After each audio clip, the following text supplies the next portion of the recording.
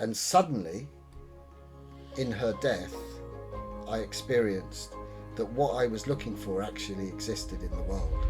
One of the things that happens when you practice shamanism is you become more and more and more and more aware of the interconnectedness of everything. Centuries before the internet, somehow in Australia they were practicing very similar things as they were in the Americas. We live in an uninitiated society, and we pay a big price for that. We pay a big price for that. If we don't actively engage with initiation, it will find you.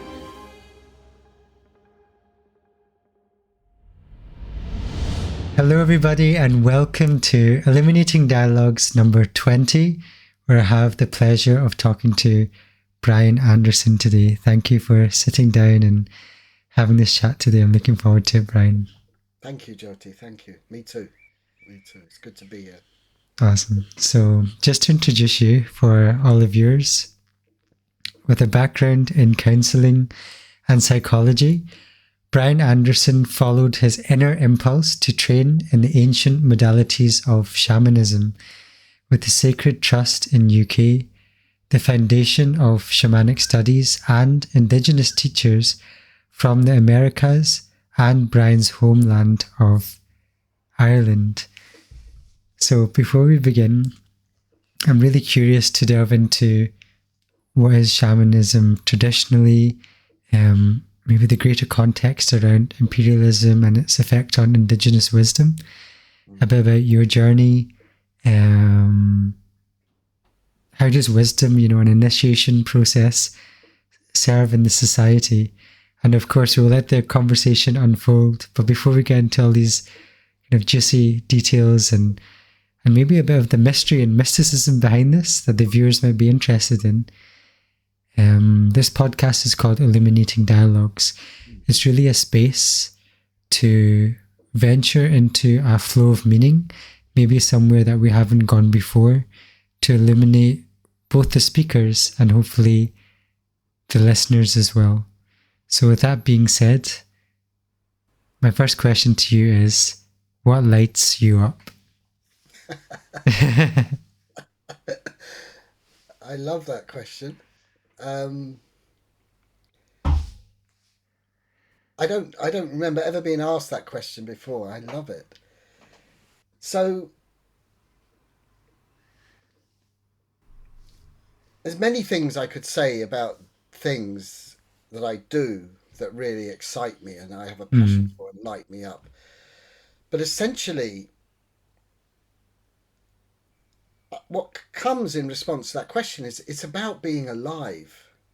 And I don't mean being alive, I mean being alive and being present to what is and what that moment is, and just being alive to life as much as I can be in every moment. I've come to really appreciate very simple things in life. So it isn't about the big things, or it's about the simple thing of watching the birds on the feeder today. There's some unusual birds that haven't been to this garden before. Goldfinches, although they're quite a common bird, they've never been here. And just watching them, it's like, wow. And knowing that somewhere I've created the environment for that to happen, by certain plants that I've planted, and listening to the garden and responding to that way, it's invited in other life. And so in meeting that life, it's about being alive to that as well. So I think that's an answer to that question. I think there could be many more, but it's essentially, which is what my whole journey has been about, really. It's about coming alive, being alive, and being as present as I can be to life. Yeah, and that's really beautiful. And as you share that, my energy just levels drop into that state almost of presence, and it's amazing. about 4 or 5 people that I've interviewed now have said very similar things. It's about being alive, feeling alive, just seeing the very simple things in nature, like the leaves blowing or animals. And that got me thinking, just to tune into that, I don't have to do anything. But often people think I have to do something to light myself up. Yeah. And it's just such a shift in perspective that I think people are wondering how to access. And it feels like something that's very deep and inbuilt in us and in this universe that I feel shamanism and indigenous wisdom just speaks to dead on. So before we delve into that and the wisdom and the practices, I wonder if you can share with the viewers a bit about your journey. You started, in these more traditional practices of psychology and counseling, which are kind of related to shamanism in that we're helping humans, we're listening to them. But what really took you on that journey to delve deeper and almost connect to that essence behind what you were doing? Yeah.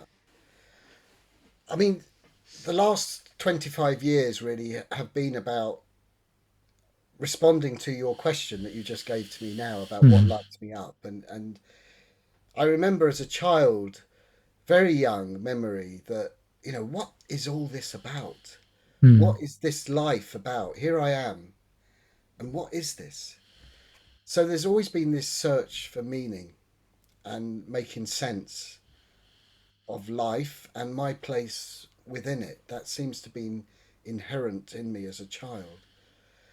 And I mean, in 1999, and I could give you the date, but it was in December 1999. And the reason I remember it is it was so profound. I had a conscious spiritual awakening. And literally, my whole perception of life changed overnight. And from that point on to this day, it's been about my healing journey. And, life can transform, can change in a moment. Now, there was a lot that went on in order to arrive at that point in December 1999. And really, what I had to experience was such a profound disconnection from life, and such because it never made sense to me. And I couldn't find my place within this nonsensical world. I mean, there was a lot of personal traumas, there was a lot of things that happened to me, and there was a lot of things that I did in response to that. But ultimately, all these things led to a real disconnection from life. And what that disconnection enabled in me is a desire for connection. So, as disconnected as I was, and seemingly on the outside, and there was lots of professional input and lots of, sort of diagnoses and things like this, there was such a profound disconnection that the only response that I could find within me was to seek connection. So I was eternally seeking how to make sense and how to get out of this disconnected state that I was in. And for viewers who are not maybe familiar with the terminology spiritual awakening, could you maybe let them know what that disconnection was, and then what would that really entail, and then what that connection really means? Sure. So there was, so there were life events, I suppose, that happened. I mean, I was interested in some of the things that you said at the beginning there about, I was born into an Irish family, in a country that really didn't like the Irish at that time, because the IRA were bombing London, which is where I was living. So, and I came from a family that was divided by religion because my mother was Protestant, my dad was Catholic, which is why we came to England. And so there was these disconnections happening Mm. already. I was living in a country that I didn't feel a part of. I didn't feel was my home.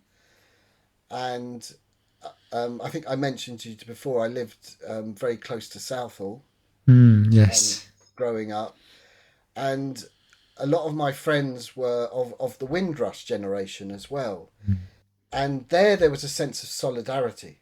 There was a Mm. sense of belonging, but we were all had this sense of oppression and being displaced and disconnected. Mm. So there was all these were the foundations really of my life. Then, then all I wanted to do as a child was be in nature. I just wanted to be in nature. Very creative, very expressive, very musical, very artistic. And then I went to school, which which wasn't a good experience for me, which didn't like these things. Mm. And so and there was trauma in the family. There was ancestral trauma. Some of that I didn't carry. Some of it I did carry. That only came uh, to light later on. But then the teenage years and not really having role models or guidance or direction, it just um, it just led to me feeling very isolated. Mm. And I had a heart that wanted to love and wanted to express love in the world. I was very sensitive, Mm. and I was, I had this body of a man and the image of a man, and somewhere I was in a world where I couldn't find, I could have an expression for that. Mm. So it wasn't a good start. It wasn't a good start, and it sort of grew into less and less. But I kept seeking. I kept looking for meaning, and I kept looking for sense, Mm. and that came, in various spiritual um, searches, looking in therapy, looking at these things. But what was you know that moment of, I mean, another way of talking about spiritual awakening is of really coming alive, I suppose. Mm. That for the first time I understood what was going on inside of me, and I suddenly could find a way to address it as well.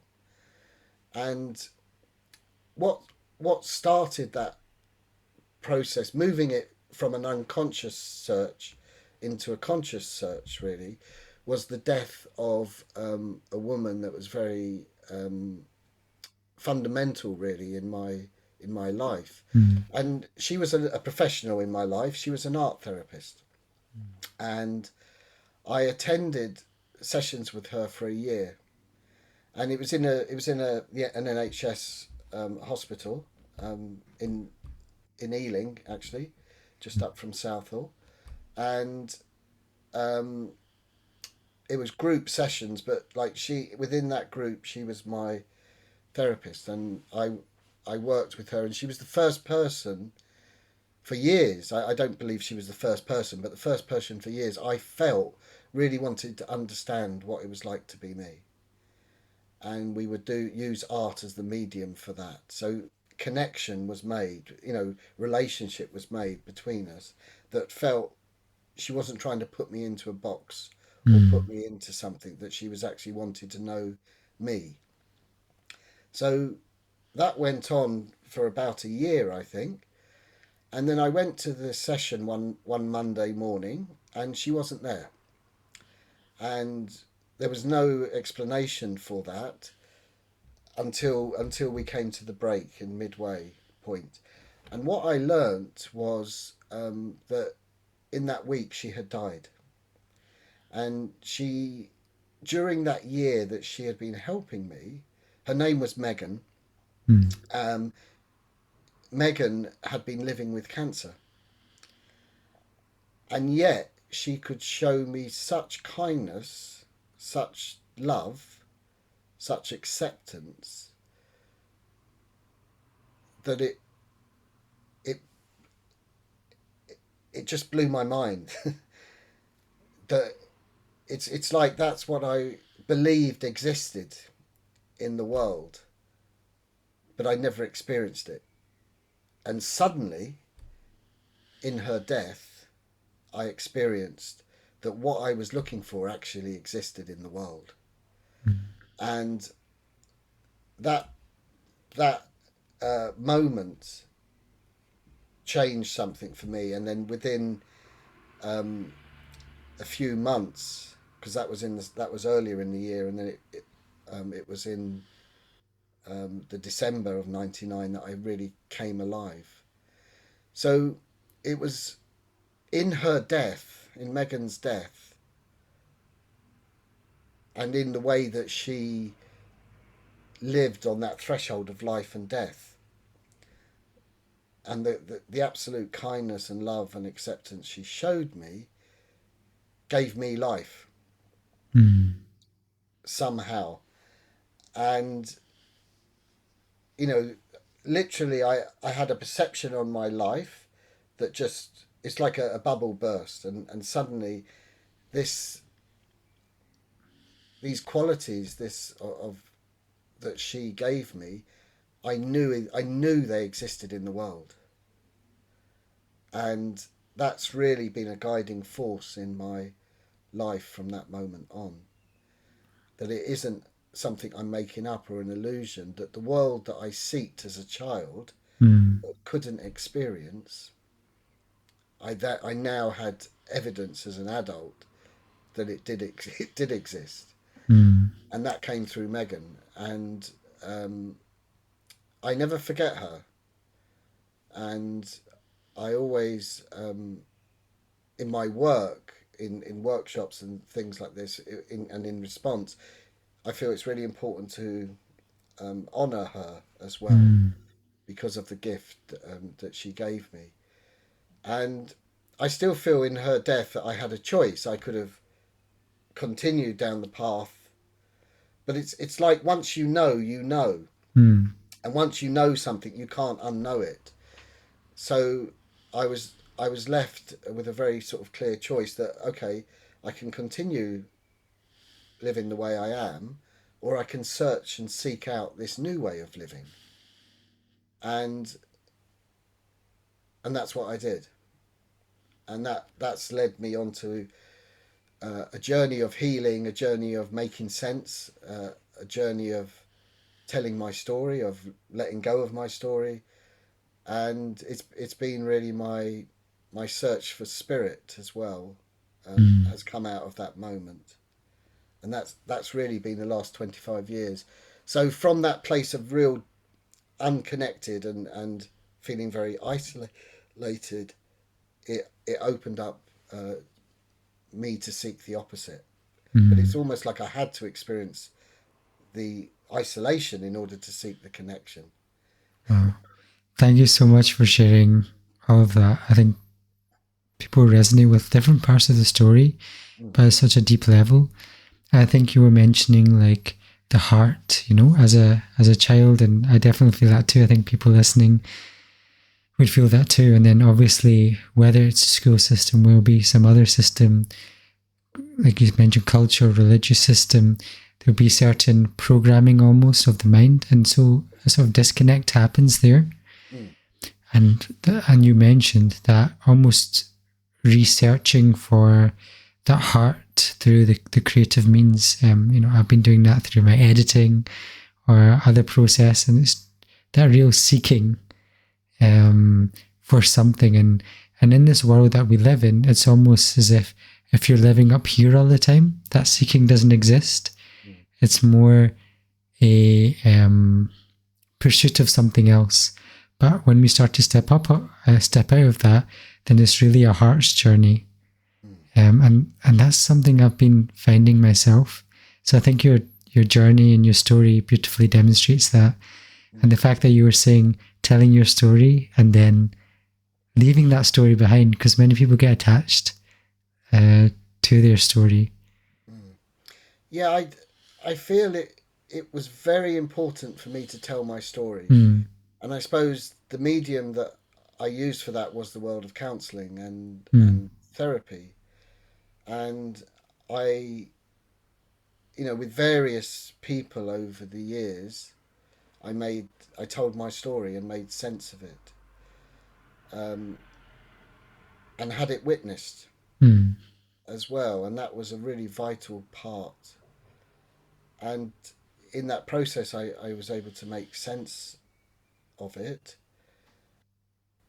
and but then to let go of it as well, because it's almost like there's a story beyond the story. Right.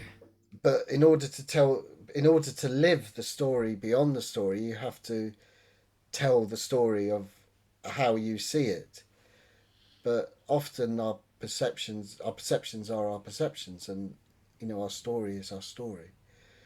But there's something very powerful I found in having it witnessed and sharing it with another human being. Mm. And but I've always, been of the or I've come to understand that the telling of our story is so we can let go of it. Mm. And it's almost like it's a path of alchemy, Mm. that the experiences we have in life, the events, the traumas, the abuses that we experience, once we know about them and once we face them, what do we do with them? Mm. And I'm learning more and more about how to turn that into gold to offer the world. So then our life really does have meaning, because we went through all this suffering and pain, Mm. and now it has a purpose and has a meaning, because it can be shared, um, with others as well, or Mm. or held within you, because transformation can happen, and there is something beyond that you can hold that space for someone to tell their story Mm. and to be the witness to their story. Hey everybody, sorry to interrupt your podcast, but if I could take the time to ask you if you could please subscribe to this channel. This would help me as I grow the channel to share the deep knowledge and wisdom of our guests, and I'd love to share them offering one-to-one coaching if you want to dive deeper and know what lights you up in a safe and professional manner, to do things wholeheartedly for a career you like, and to do things such as meditation, dive into your personality with certain Eastern and Western tools. And I'd love to share with you some of the testimonials I've had from previous clients.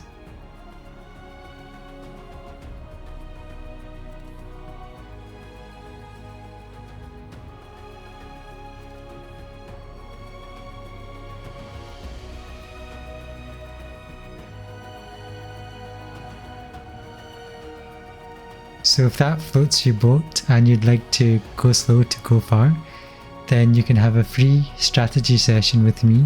You can visit my website, Jhoty.com. That link should be in the description. Enjoy the rest of the podcast. And everyone has to walk their own path. That's a journey that only everyone can take, or not, or not. It's like that. And but I was always someone that, um, I don't think I don't think teachers would have relished the day that I came to school, because I think I was very clear about what I wanted to learn, Mm. and I wasn't about what I didn't want to learn. So the things I didn't want to learn, I wanted to know, why do I have to learn these things? Mm. And I never function well in something and some place or a system that's trying to put me into a box.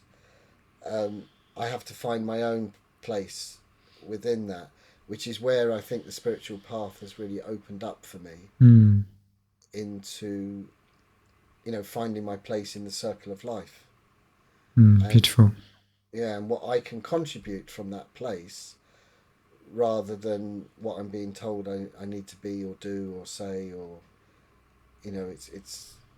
it's taking up, and more than finding my place, but taking my place in the circle of life. And I think that really speaks into the way the society is structured nowadays, and that we're kind of growing humans to understand or fit a certain mold so they can function in that, rather than actually grow the human and let them unfold for their potential. And like you said, actually empowering ourselves to do that.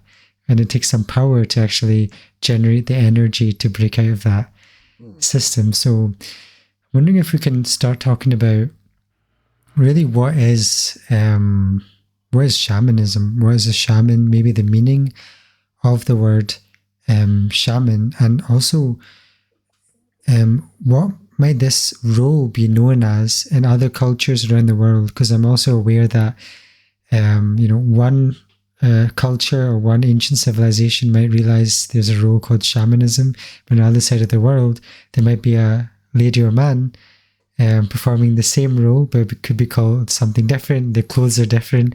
The things they say are different, right? So I wonder if you could also clear some misconception and light that path, if you will.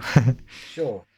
So from what I've learned, so Mm-hmm. the word shaman, and it applies to both woman and man. Okay. It's not a, it doesn't have a, a gender attached to it.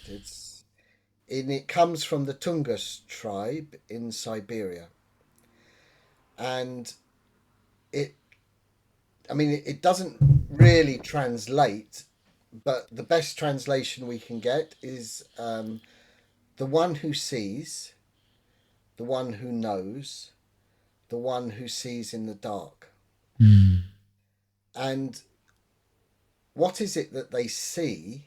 And what they see is the spirits. So, what shamanism is, or can be described as, is a method to engage and meet with the spirits. And the reason that we would go to the spirits is because we need help Mm. here in our lives on earth. So we go to helping spirits who are loving, who are compassionate, who have wisdom, and they don't see us in our failings, in our shortcomings, as we might perceive ourselves, or we might give ourselves a hard time. They see us in our brilliance, Mm. and they invite us towards that. And then it's our journey whether we decide to take that journey. But essentially, the role of the shaman in indigenous cultures, in shamanic cultures, was to enable the the, the society to thrive. Mm. And really, that hasn't changed. It's still the function of uh, the shaman or the shamanic practitioner to help society, the individual, to thrive. But of course, we live in a very different world now to where, and where we lived in much smaller groups and circles. So the responsibility of the shaman would be to their circle, their clan, their tribe. Mm. But it was always about enabling them to be in their power. And power is a word that has lots of connotations for Mm. people.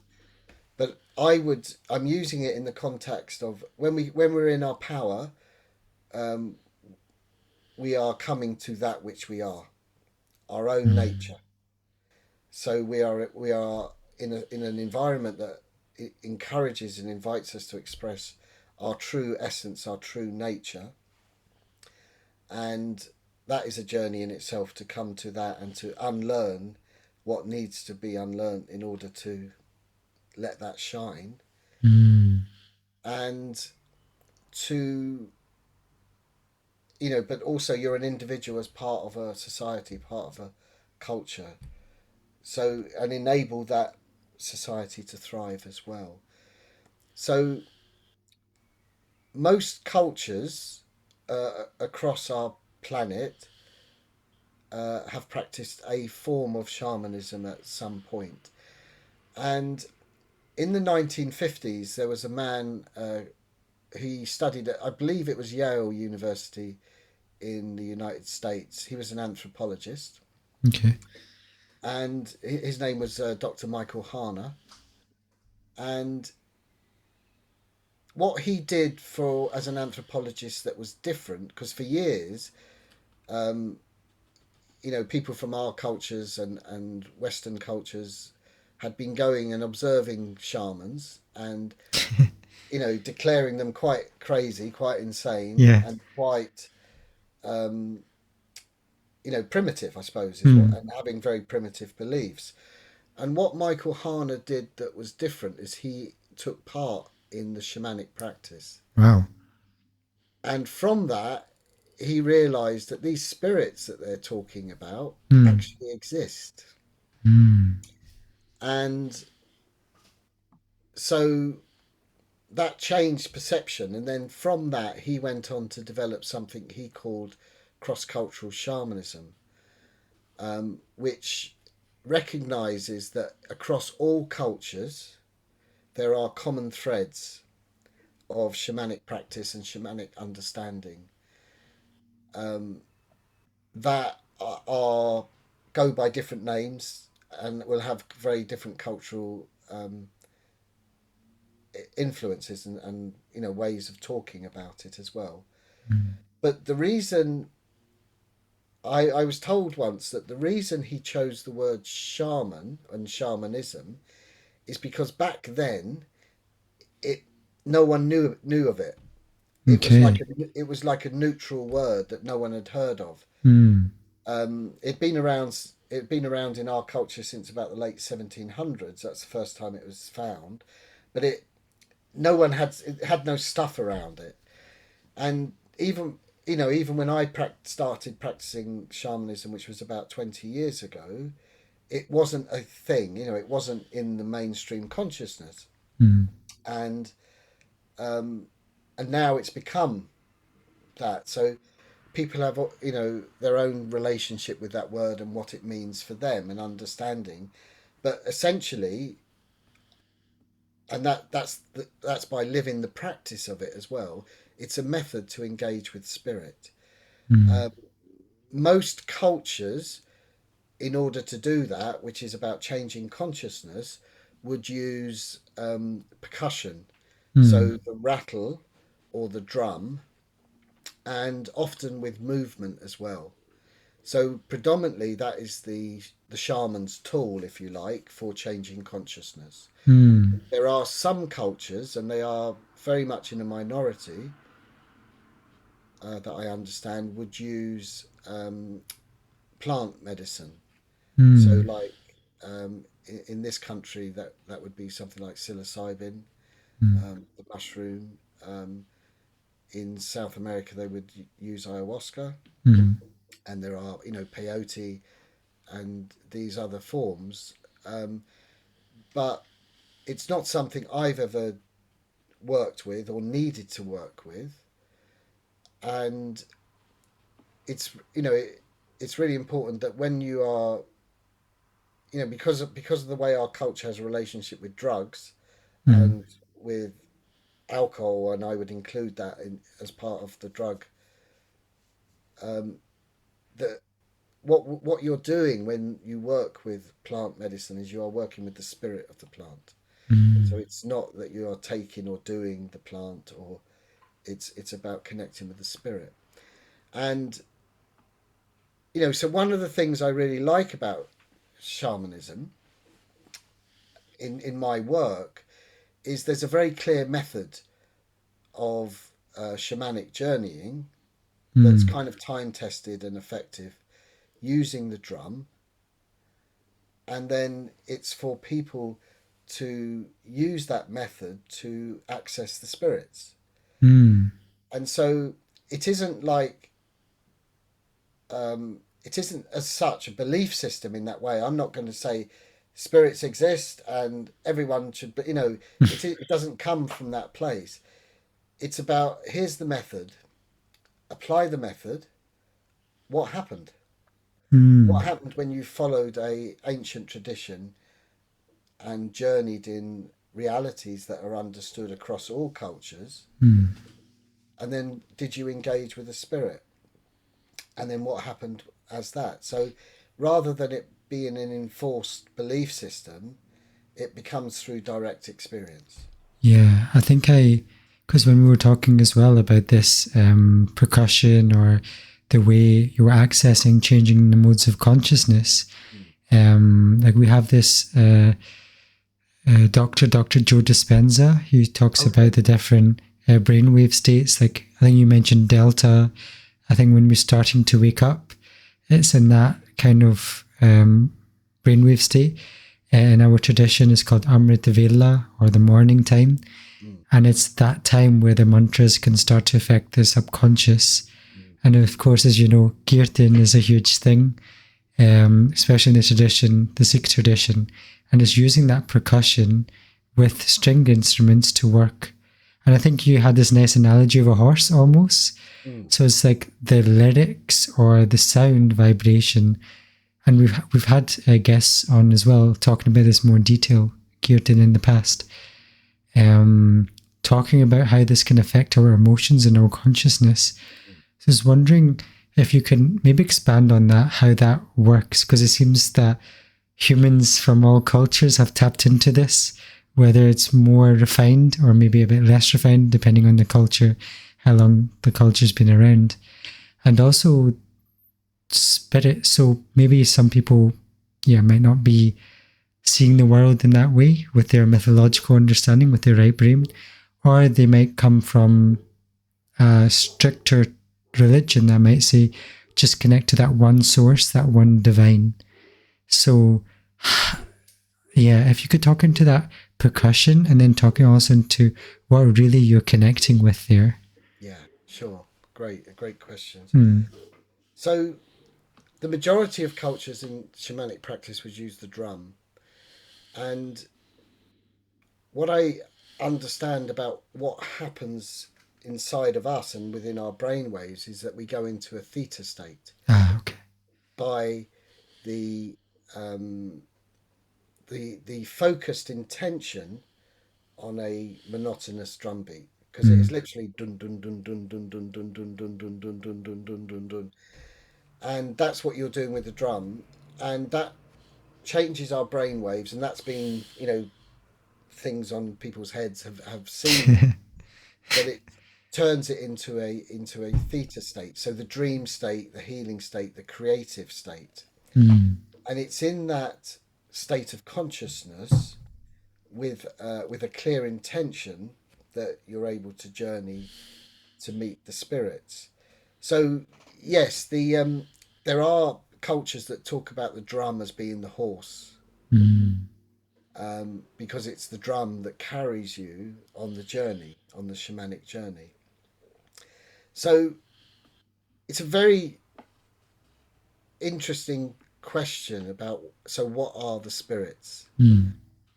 And I think if we'd have met every year for the last 25 years, and you'd asked me that question, there would have been a different answer probably, each year. So by no means can I give a definitive answer to that question, because without doubt there is a mystery Hmm. to that question. And something as a human being that I'm never going to understand from this state of consciousness, even in a different state of consciousness. So, but I was interested in what you said there about one divine Hmm. being as Hmm. such.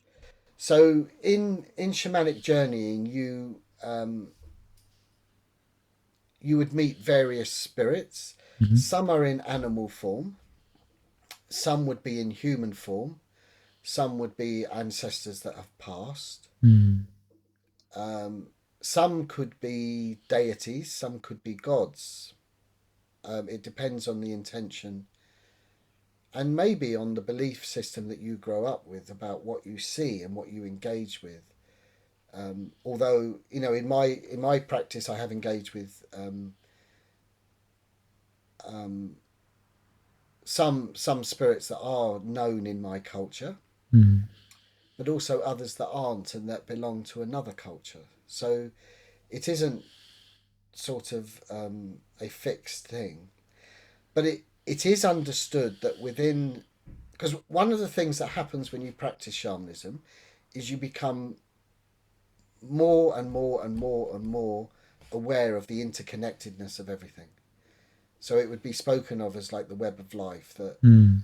you know that we are all connected, we are all resonance, which is one of the reasons Michael Harner was able to see that there is a core practice in shamanism, even centuries before the internet.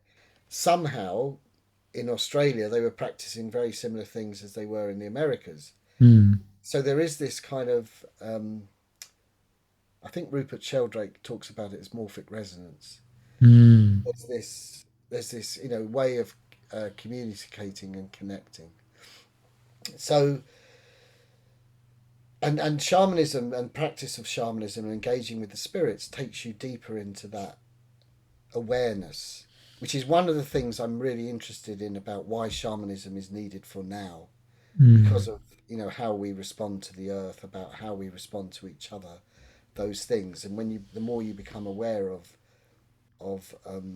if I hurt you, Mm. I'm actually hurting me, and if I love you, I'm actually loving me. Wow. So within that, engaging with the spirits that may present in an animal form, say, for example, if it presents in fox. Mm. So there you are engaging with a fox that you've met in your shamanic journey. But it isn't a fox, it's an expression of this divine nature that is showing itself to you in a way that you can relate to and build a partnership with. Mm. So the divine intelligence, the divine wisdom, that oneness is able to offer an animal form Mm. that you're able to connect with. Yeah, and it takes you really deeper into that world of symbolism in the subconscious that I feel like we've not really had access to, apart from like in movies like Marvel or books, right? But actually to access that and to actually see that as a way of communicating with the world, not just with our intellect alone. Yeah. So one thing that comes to mind is in our tradition, the 10th guru, and guru just means from darkness to light. So there's some similarities there. Mm. And through the poetry or through the martial arts, there's like a invoking of like a eagle spirit or a cobra spirit. So like when the poetry happens, like the 10th guru will write, okay, from my mouth, and then in the verse of a swift cobra, and then he'll begin that poem. So there's like an invocation of a animistic consciousness that I feel like can be invoked or can be, like you said, invited into the space to explore that oneness in another dimension. Yes. And then, then very importantly is that, because when you take the journey, you have an intention. You're Mm-hmm. asking for help with something, or you're asking for guidance or healing about something, is that it's brought back into this Dimension. reality and this world, because this is where we need the help. So, I mean, that's I love that, that in your tradition that animal, relationship with the animals forms. And you mentioned animism, and Mm. so in many ways the practice of shamanism awakens the animistic relationship with the world, that everything is alive, that everything has spirit, so Mm. therefore everything can be communicated with. And Mm. so the mountain has a spirit, the ocean has a spirit, the river, the bird, the tree, and it moves our perception of the earth that we live in from a resource or from an object into a living Being. being that we are a companion of and we are upon the earth with, which is another reason why I'm really interested in what shamanism has to offer the modern world. With how we are treating the earth and the response upon the earth. So, but I don't. I suppose if I was to answer what is spirit Mm. at this time, um, I probably would use. I would say something like it is a divine wisdom. Mm. However, it's the wisdom that supports life Mm. would be my which clearly is, if you watch the seasons, if you watch the year, there is, here we are in Scotland now in the summer, and life is blooming, it's flourishing, there's the trees, the flowers, all these things, but in a few months it won't be like that. So clearly there's an intelligence and a wisdom that enables life to continue as there is within us. Mm. you know from that egg in the sperm, we grow and transform into inside our mothers, and then we're born in the earth, and then we grow. So there's an animating force, Mm. and it's like shamanism and animism go hand in hand somehow, but the method is the shamanism to both access an animistic worldview, but also awaken an animistic worldview from within us, Mm. that we Yeah. start to see the world as a living, the earth that we're upon as a living being that Mm. we inhabit. Amazing. Yeah, I think like what I started to explore with intellectually, like you were saying, was that structure of the universe, almost Fibonacci sequence, and seeing everything, whether it be like the space between the planets in the solar system or the moons, and obviously the sequence of how populations grow, or even the blood vessels in our skin or the branches on trees, all follows a sequence in space and time. But to intellectually to understand that, but then for the indigenous wisdom to actually experience that, I feel is that step away from our intellect that our society really needs. Mm. And you also mentioned the animating force of life. I remember we were also talking about the spirit or the vibrational frequency, if you like, of Kali, because from the Indian civilization, they have a mythological understanding. So they will represent these gods. And I think we talked about this in the Shadow Work podcast, about, the dark feminine and accessing that. But it's really like an emotion or a energy in motion or a vibrational frequency that we can recognize. Mm. So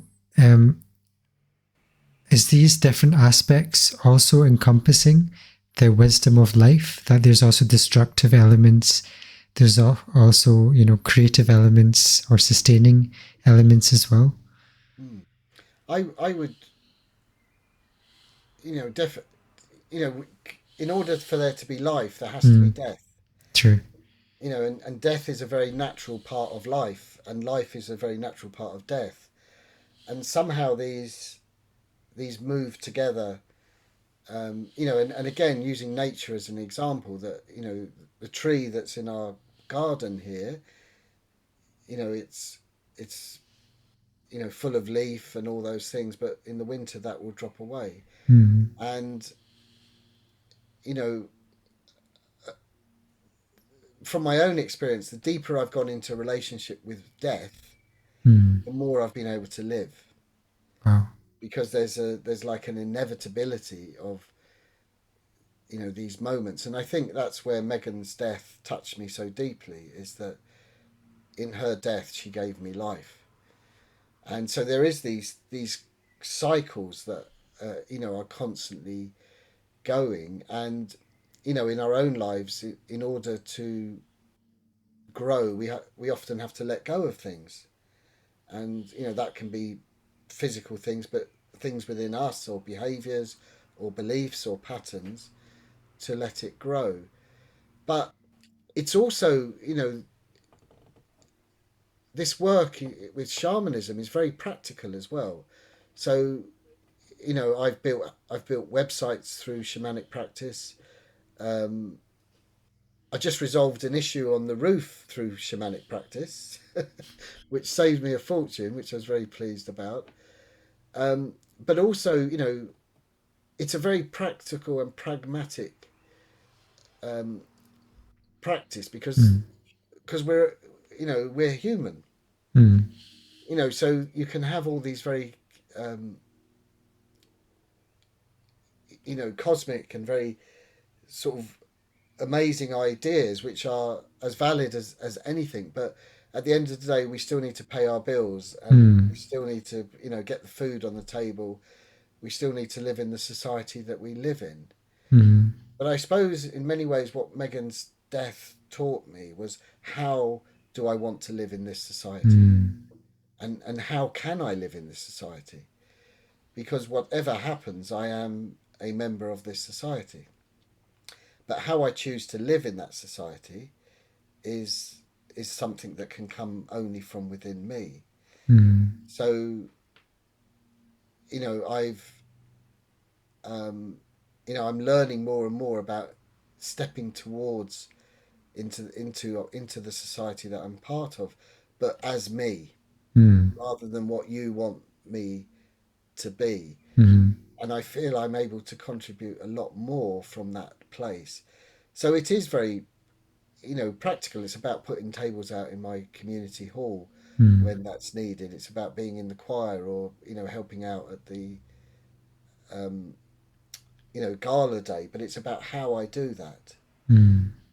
And you can get caught up in the drama and the politics and all that stuff, or you can get do that. But it's about, at the end of the day, I have to live with myself as well. Mm.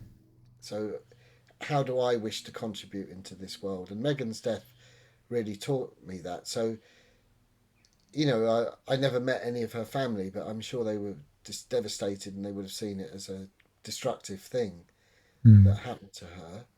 But somehow, in that process of her destruction, her death, it enabled me to take something forward into life.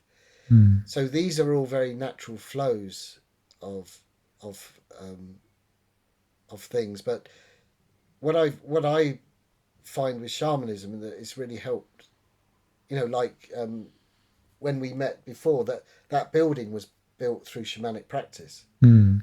So and it was built through ceremony, and it was built with working with the spirits as well. So it's a very practical, effective way of living life. And so just as our ancestors would have wanted, it's it's the invitation to thrive in our life, but Mm. and to do that in a conscious way, in a responsible way. Mm. um, and But it's inevitable, it seems, that the more you engage with spirit, that you become more and more authentically your place within the circle of life. Mm. And then I just want to talk about then going from that holistic understanding and our place in the circle of life, Mm. like you were saying, how did imperialism, colonialism start to impact, this indigenous wisdom? I'm sure we could talk about this for a long time, but my family coming from the subcontinent, your family coming from a bit closer by in Ireland, how do you see these communities were set up originally? And then how did imperialism really change the way we really connect with the land, almost connect with our intuition? Because there was a really beautiful story you also shared with me about connecting to the land, about immigrants, and that story you had when you met someone who just came to Scotland. Mm. Oh yes, the was that when I was having a haircut? I think so, yeah. Yeah. Yeah. I mean, if I tell that story, Mm. then maybe just briefly, that I was in Glasgow, um, going to a concert in the evening, going to see Joan Baez, and I needed a haircut, so I went into uh, a random barber. I don't know Glasgow well, and I just went into a random barber and asked this guy to cut my hair. And it was obvious to me that this person wasn't from the UK. So we were chatting about, all the things you chat about with a barber. And I just asked him, I said, where are you from? And he said, oh, I'm from Syria. Now, in that moment, I realized I have no idea what this person has been through to come to this country. But I had lots of ideas from the information I've had. But the appropriate response to me was to welcome him to Scotland, which is what I said. I said, well, welcome to Scotland. And he just started crying. He just started crying. But for many of us, myself and we are, we're not living on our ancestral lands. We are displaced. And, more and more people are having to move and they're displaced and they don't have that local connection with their place, with their land, which I'm learning more and more is so important to how you respond to everything. Because if you don't have a connection there and you don't care about the place, then you'll respond to it from that place. But if you go to seek connection with place and to the land, and you feel welcome there, which is what happened in that barber's in Glasgow, then there's all sorts of possibilities that happened. And if I think about imperialism, and then it's I see it as top down, Mm. and language was taken away from people, land was taken away from people, um, identity was taken away from people. So who are they? Who are they and where are they? And it's why as a child growing up next to Southall and growing up with displaced people, at that time it was very much first generation people, or the people that had arrived on the Windrush boats, or the immigrants that had arrived from India, Pakistan and these places, and Ireland. We felt there was a solidarity in our sense of, you know, unwelcomeness, and what are we doing here? So that top down, and then shamanic practice would have seen as very primitive and very misunderstood, and you know devil worship almost, like, because it wasn't Christian based, and lots of missionaries went to convert the indigenous peoples into into a Christian society. Um, and what's interesting to me, that the man that I first learned shamanism with, Mm. he trained in Cuba, Mm. and he learnt with indigenous shamans in Cuba. But he told me a story. Instead of rejecting the missionaries, Mm. they actually took what they wanted. They embraced it. So which I love that approach. That these missionaries came to sort of convert them, Mm. and they didn't fight them or reject them. They just took on board. So you'd find these shamans having spirit relationships with saints, and with Mary and these things. So they didn't reject it. They just thought, well, let's see what works here. Oh.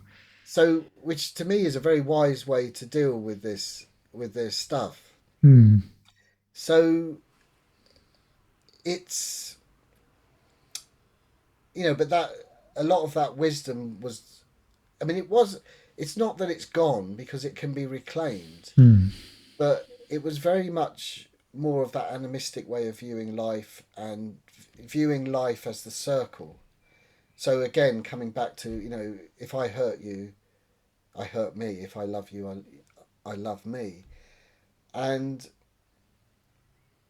as much as we can, to live in harmony Mm. with our environment and with our community. And when I use the word community, I'm talking about the trees, the animals, the plants, the insects, the fishes, and the humans. Mm. You know, it all becomes part of your community. Um, and as much as you can in the world is to be in harmony with that, instead of taking what you can get and defending your boundary, which would be the imperialistic approach, and you know, destroying cultures and destroying wisdom. And you know, it's been very interesting to me, over the years, to learn about other traditions and other cultures, and that's been part of my study, really. And to realize, so there's so many overlaps, so many crossovers, you know, so many different ways of talking about the same thing. Mm. So that to me is more of an indigenous approach than, you know, like I was telling you, I went to the Sikh temple in Glasgow, Yes. and yeah, and spent a day there, and I felt completely at home there, Mm. and I had a genuine interest in what I was seeing and talking to people, and you know, because that's part of my world too. Mm. So that's again, that's what I would see as a sort of more of an indigenous way of being and living, Mm. is understanding about this web of life rather than seeing what you can get from what's, you know, whatever, wherever you are or whatever it is. So Mm. you know, I think capitalism is a real expression of that. Mm. Um, but you know, there's nothing wrong with having money, and there's nothing wrong with those things. But it's again, it's like what do you do with that, and Mm. how do you be with that? Mm. I mean, if you don't mind me, just, you know, I loved what you said to me about in the corporate world. Yeah. You know, being the shaman in the corporate world, and I Mm. absolutely, I think I just love that. You know, that these are the places. Mm. If that's someone's path, it's Mm. very much, it's not my path. Mm. If someone's in that world and they have that awareness and that heart Mm. and the skills, then that's the place that it needs to be shared. Yeah. We were talking with Jules Lewis, the person who wrote Enlightened Business, the book, in the podcast, and she's also talked in our company. And she talks about this term edge walkers or corporate shamans as well. She uses that phrase. I think it's not hers, but she's got it from somewhere. Yeah, And she does talk about just having that space where people can allow that to flow, right? Whether it be called spirit, whether that be called free thought or know thyself, but that independent thought. And it's not coming from a place of, me, or really see how much I can get, like you said. But like you said, going to the Sikh temple, not siloing ourselves in one box, but realizing that we are all learners, that we're all interconnected, which I think is beautiful. yeah. Um, And you know, during you know, if you, and, you know, we have the election coming up now, and mm, you see how, you know, people are talking to mm, each other. You know, and I'm right, you're wrong.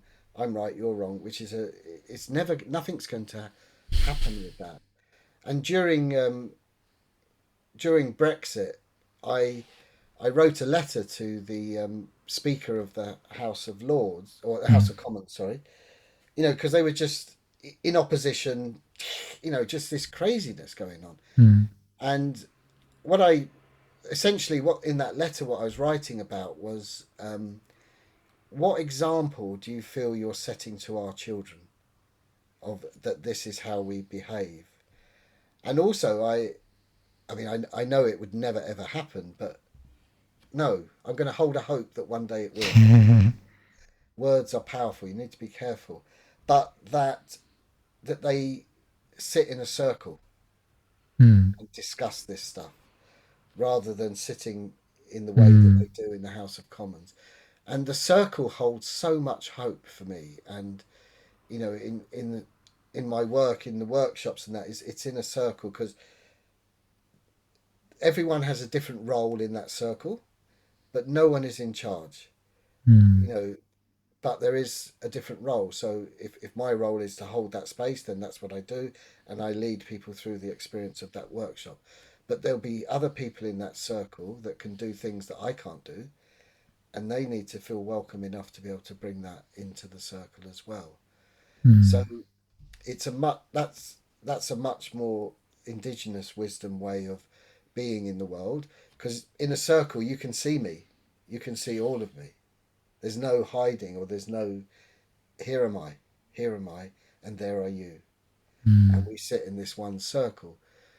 Um, so I have a sense of what this can be, and it's easy to get caught up in a almost like fatalistic view of the world. But because like that woman that you were just talking about, sorry, I forgot her name. Jules, yeah. Yeah. So edge walkers and Mm. corporate shamans, and it's there are and I know some of the things you're doing. There's people out in the world that are making real differences, that it's easy to not understand or not realize the impact they're making. And Mm. that's the indigenous wisdom, and the circle of life, rather than this top down. And I mean, I'm right and you're wrong is a fatal place to be. you know Mm. it's nothing ever moves from that place. No, it just breeds duality. And so interesting. We were talking about the leadership structures of our wisdom tradition, and how every member is sovereign and they can walk away when they want, but obviously they'll come to a consensus by talking to each other. And I'd really, and I know we're a bit over an hour, but I'd really love if you did have the time to explain about the importance of really this whole process, because I think it would be important to go with shamanism about the process of what is really initiation, why it's really important, because I feel this process not being in place in our society, I think you explained to me quite well about how we can cut off certain ends of our society and what initiation can bring. And then in that process, that really importance of remembering the ancestors, because that's something obviously when we're in the world nowadays, it's like, okay, they're dead, pack up their stuff and time to move on. So I know there's quite a loaded question, but I feel it's quite important. And now that we've spoken about kind of the imperialism and shamanism. Yeah. um I mean, there's so much Mm. in that. If I just sort of briefly say something about the ancestors, Mm. and why would you connect with them? And I think that's a very important question to ask. And I think in some ways it responds to this thing of being of a displaced world, and people moving about in the world. And I know from my own experience, I never ever felt at home when I lived in England.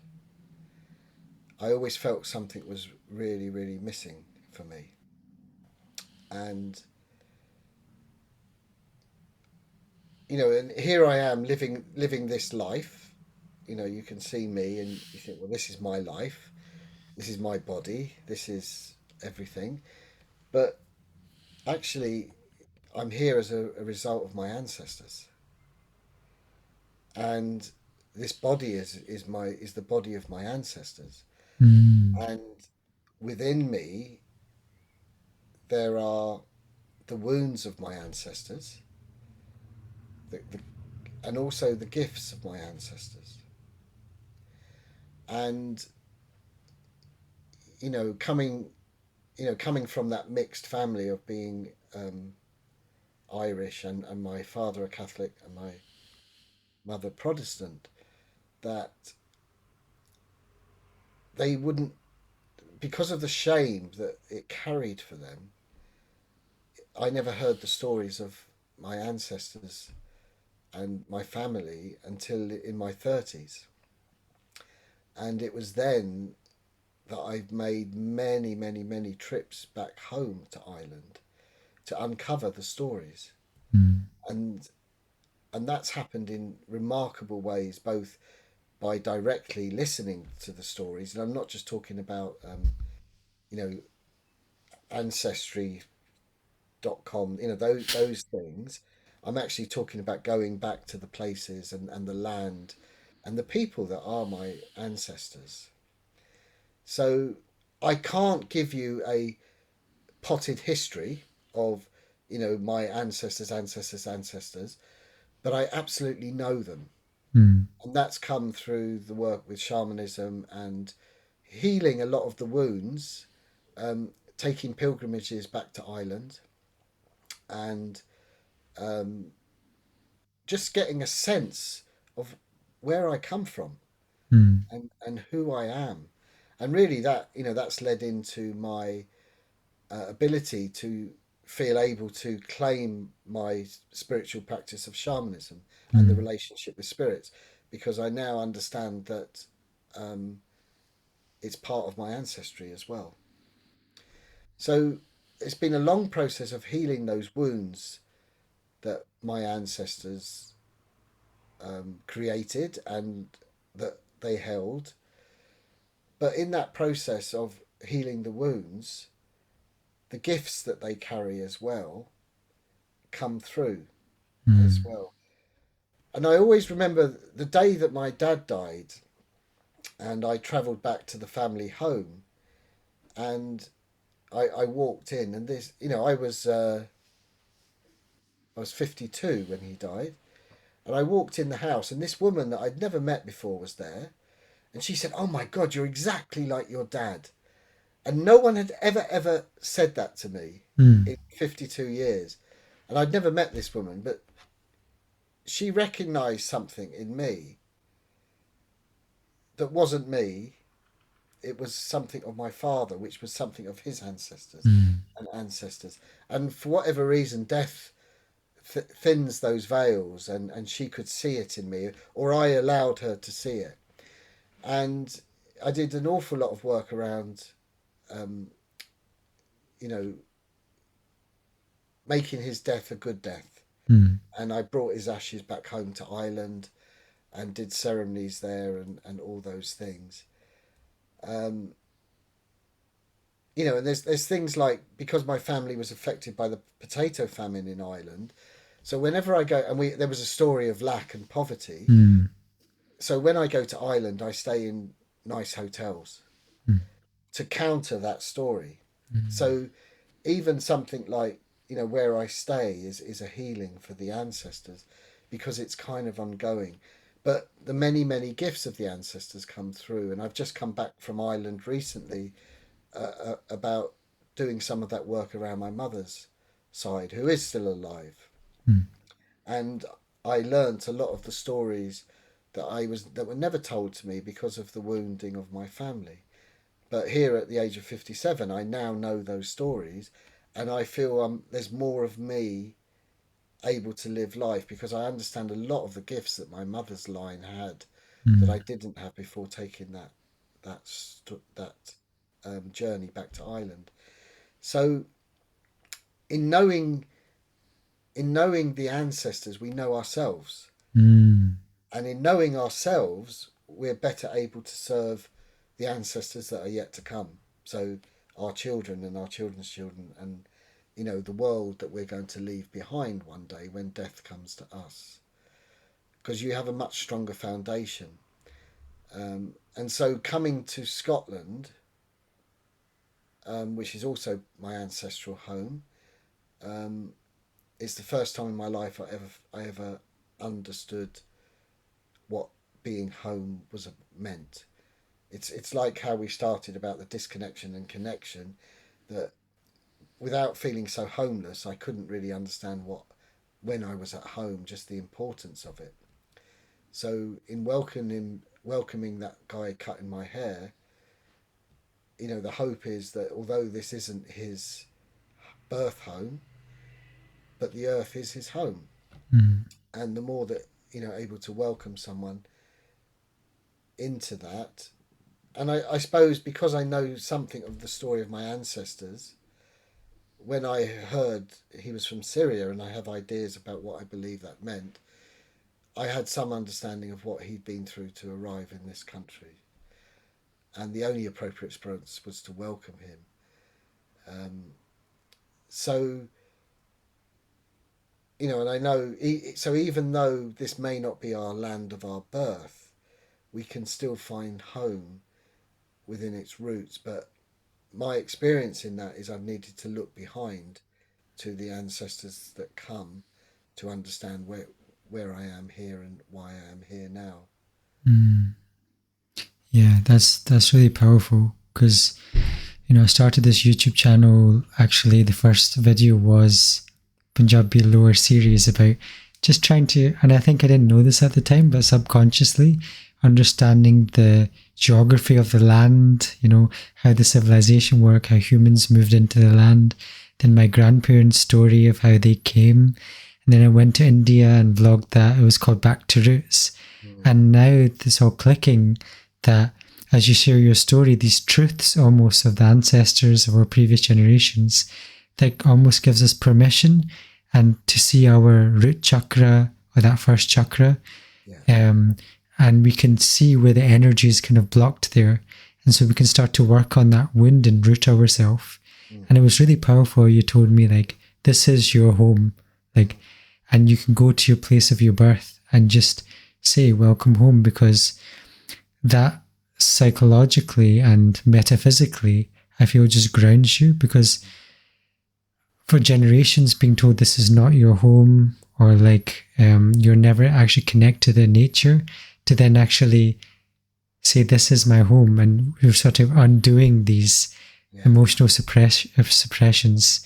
It works in so many magical ways, I feel. Yeah. And to be because ultimately, although I'm a Celt, I had my DNA tested. I was like 52% Irish and 48% Scottish, and Nice. that was it. So Celtic. But there was a Celtic form of shamanism and the druids and these things. But ultimately, we are all ancestors of each other. You know that your roots are in India, but somehow and somewhere back in time that we are ancestors anyway, simply because we're human. And if you follow that back, then we have to be related. And I think, again, with the way things are in the modern world, this wisdom that is an indigenous wisdom is vital for what's to become of humanity on the earth. And again, if I hurt you, I hurt me. If I love you, you love me. And when you understand that we are ancestors of each other, it's much easier to come to that place. And we all have our personal story, but our personal story is so mixed with our ancestral story as well. I think we don't take the time to recognize that almost. And when we do, we realize it's so intertwined that we're kind of repeating those karmas. And the work that you do, I feel, is like a direct offset of kind of the wars that are happening, where, like you mentioned, people are told that that's not their land, or this is my land, this is your land. And kind of what you're saying is, kind of everywhere is your land. And it's basically the opposite of war. Yeah, definitely. And that we don't own anything. We don't.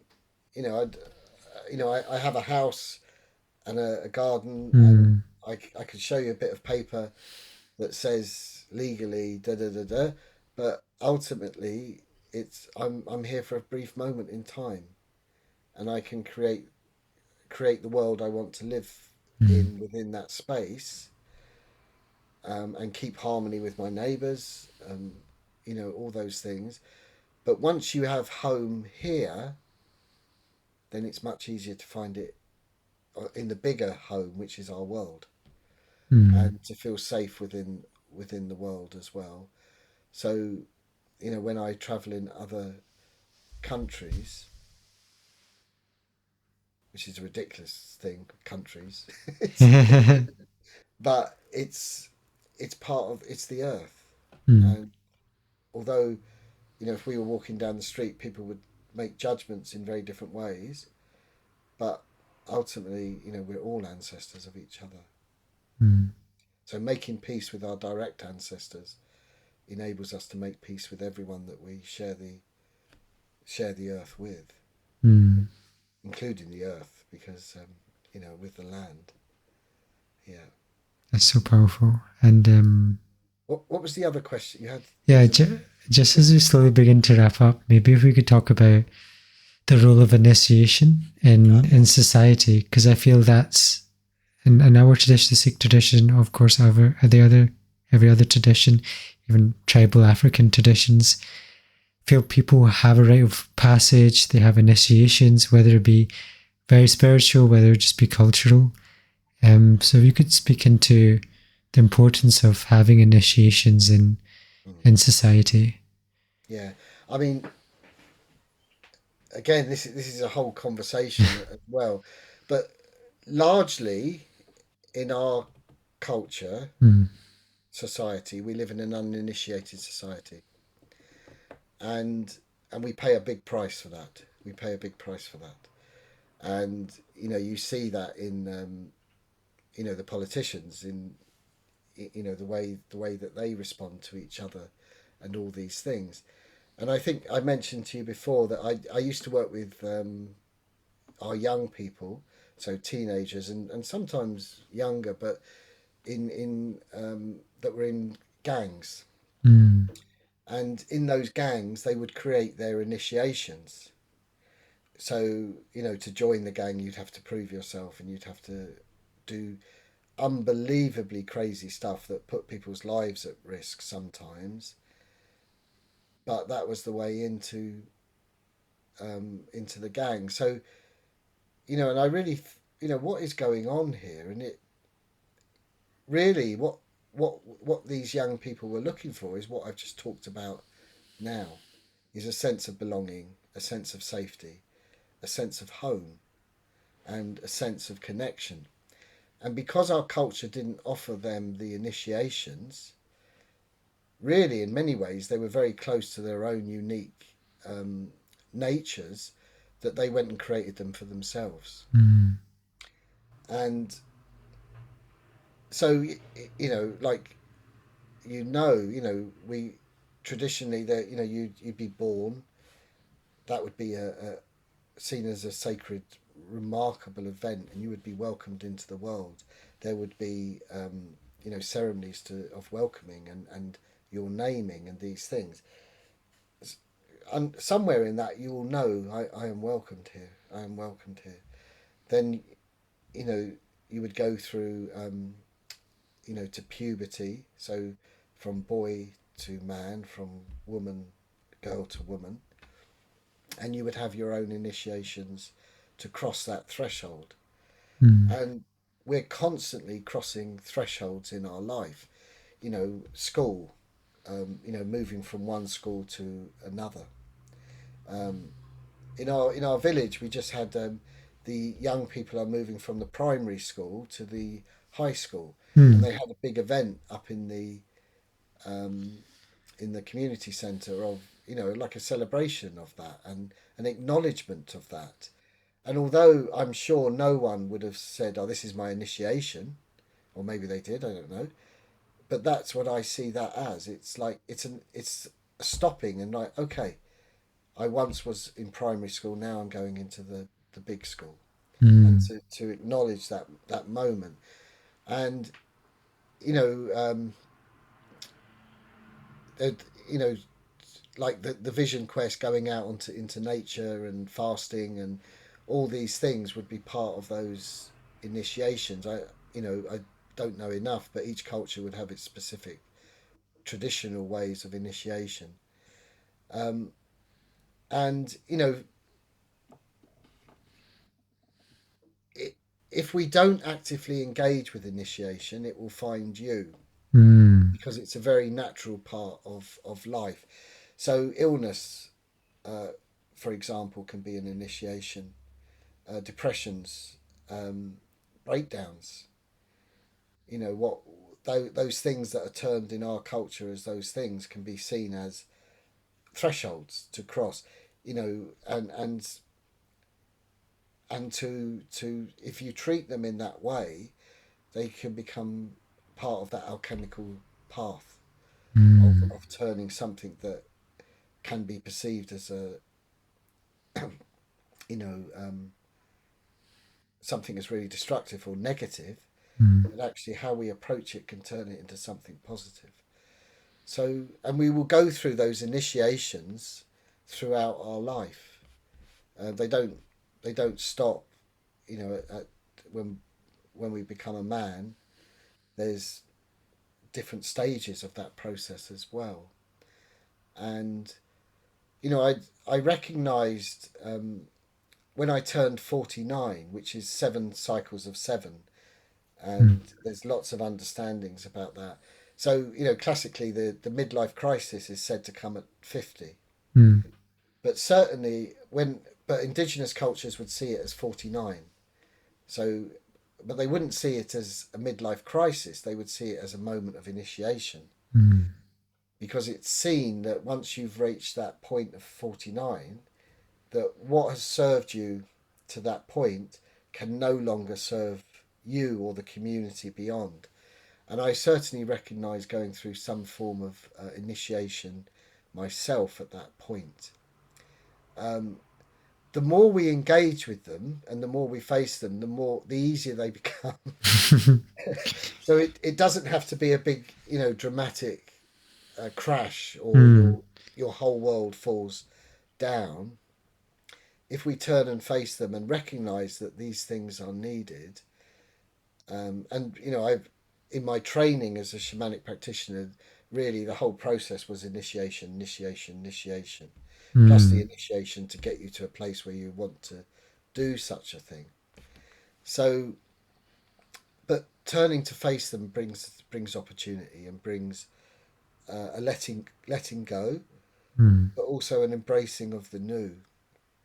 So, if we had recognised initiations, and I'm delighted to see there are lots of organisations that are bringing these things through, that we are going to live in a very different society, very different. And those that go ahead also become the mentors for those that are crossing that threshold at the time, because they've been through that initiation. I So just, yeah, sorry. I was just going to say it does change your perspective in that we can see the life in these ways, and it's just how feels like how consciously we want to have initiation. Like you said, we'll just create our own initiations unconsciously if we haven't been through them. And what came up for me is that metaphysical understanding of, like, when you're born, you're welcomed. The belonging when we go to school, etc. You mentioned driving license, like the power, individuation, and like that first chakra, second chakra, third chakra almost. And so we're getting the flowering of the energy as we're moving up. And the fabric of the society, wherever tradition we're from, has interweaved that. But because our society is kind of like very isolated now, we're lacking these soft fabric nature, which actually helps the energies move up. So I feel like because they don't exist, so now breakdowns have been our new, or like, your mid-20s or your 20s anxiety, depression has become like a new initiation. Yeah. Sorry, I cut you off. No, I think that's a really powerful and good way of looking at it. And with I done some studies about the developmental stages of the chakra development, and once you go past the third chakra, into the heart, and into finding your voice, and then into the spirit, so that process really is a whole initiationary process. But if you just stay in the base, in the first chakra, and that's wounded, then those other aspects aren't going to come. And because a lot of the wars that get played out, I see as really, it's exactly the same as what happens in the playgrounds, but just on a much bigger and much more destructive scale. Mm. But that's because those initiation processes haven't gone in a held and loving and compassionate way. Mm. So we get governed by wounded children rather than initiated adults. That's powerful. And part of our modern society is that we've kind of put that children or the older people, lock them away from the side, and sort of just like trying to extract those that can work Yeah, for resources, which is exactly. essentially what we're doing for the planet as well. Yes, exactly. Mm. But that innocence and that child holds so much wisdom as well. So if that child is allowed to grow and allowed to express and be themselves, then the potential of that, of coming through into what they become as adults. And I have to say, I'm really inspired by our young people, and some of the conversations I've had with young people, they're looking, and Mm. I suppose the way the world is now, there's a lot more opportunity, certainly than there was when I was their age, to explore these things and find these things. And because of the way society is, and the uninitiated aspects, and we pay a big price for that, that our young people are out seeking it. And what's amazing is that it's available for them. Mm. So people have to find their way of doing that. Hopefully that doesn't lead to the destructiveness of gangs, and the violence and the woundedness that brings, into more life enhancing initiations that can support individuals, but in that it supports that circle of life as well, and Mm. supports humanity.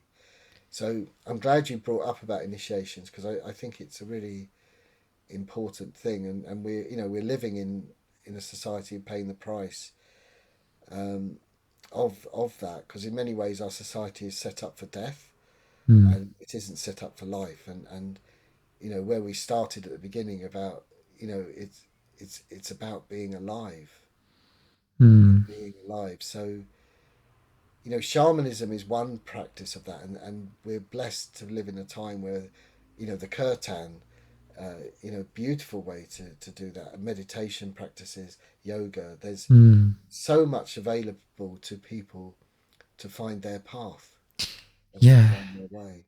I think that would be a beautiful way actually to finish up on is that initiation from, I think, that proving mentality almost, or of that of Mm. the third chakra or the ego, to, if you could share a bit about your kirtan journey. I know you mentioned that to me, because that really flowers the heart. And I feel that's also an initiation to learn that we have power, but then start to, like you said, to give that to ourselves, the love, but also give the love to others. So if you could maybe share about what that did for you, especially coming from maybe another culture into the kirtan. Yeah, it's yeah, a really interesting question. It's I mean, I suppose I part of the last 25 years has been very much about working with yoga Hmm. and working with my body, and actually I did a lot of work years ago about the chakras and yoga, Okay. and and awakening those chakras.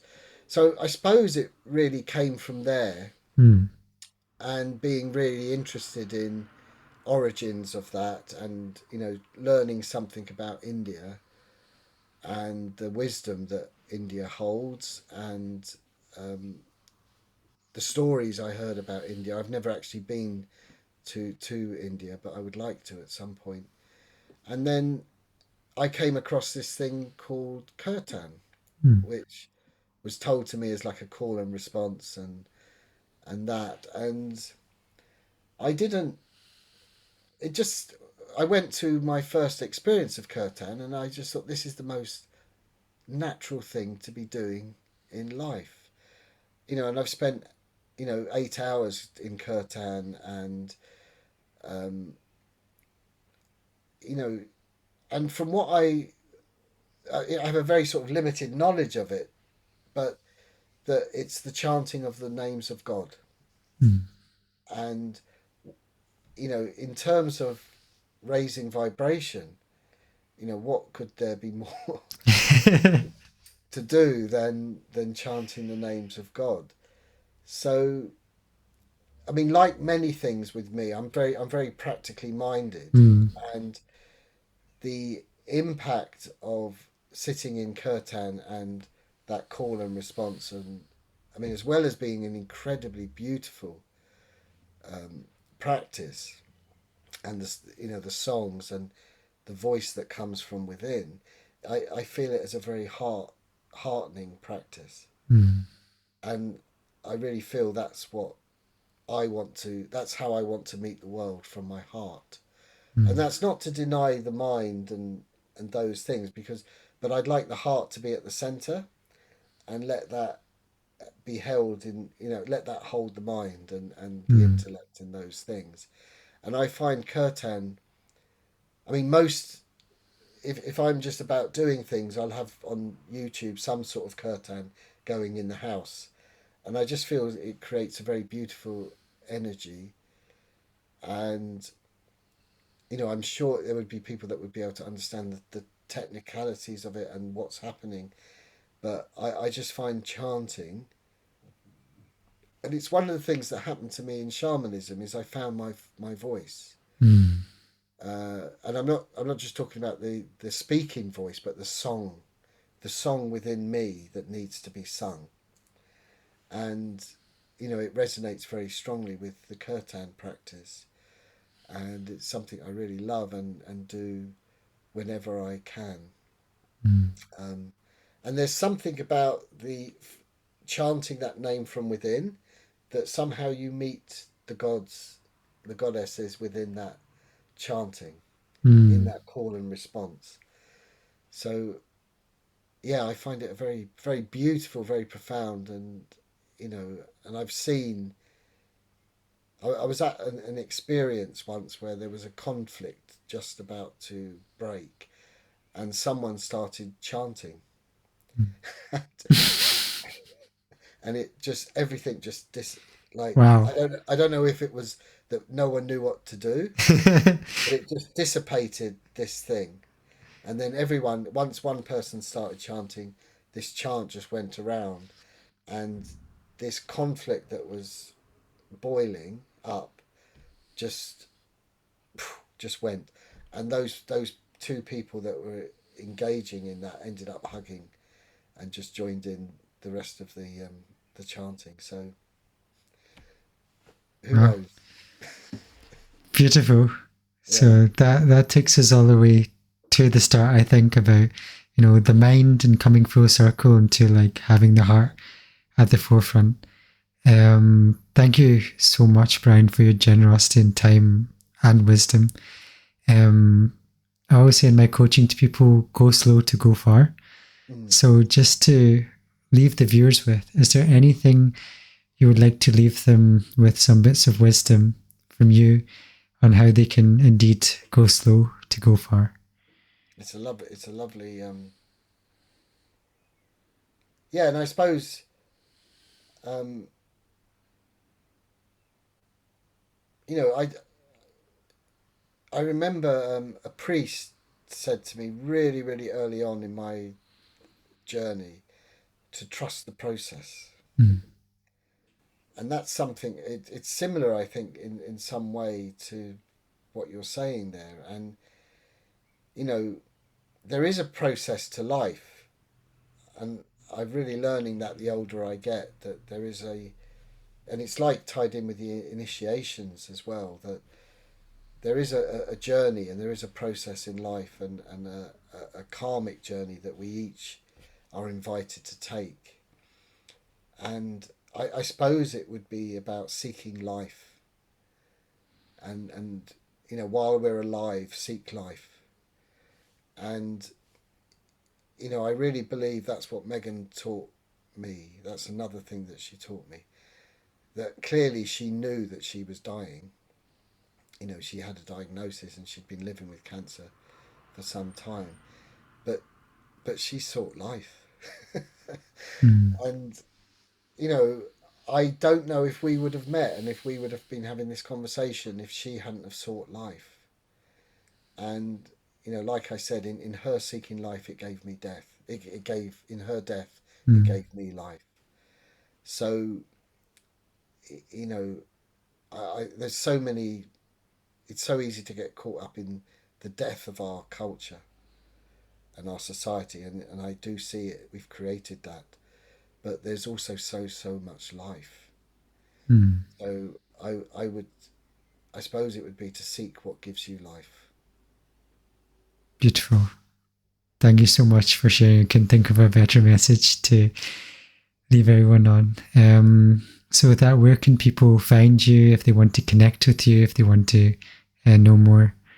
So I have a website which is www.oakenleaf.co.uk, and that has all my work up there. And I also I work with the tarot as a therapy.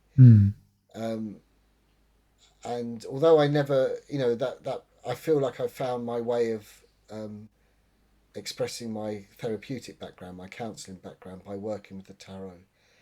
And that website is just simply www.brianandersontarottherapy.co.uk.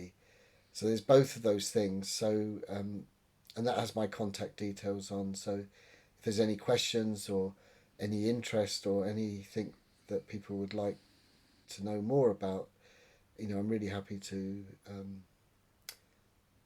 share those things, because that's the thing about life, is life is very generous, very benevolent, but it needs to be shared. So but they're the places that you can find the aspects of my work as well. Fantastic. And I'll link them on the description below from anyone wanting to check that out. Thank you, Jhoty. Thank you. Thank you. So thanks again, everybody, for taking the time to listen. And thank you again, Brian. Thank you. Thanks, everyone. Bye-bye. Thank you. Go well.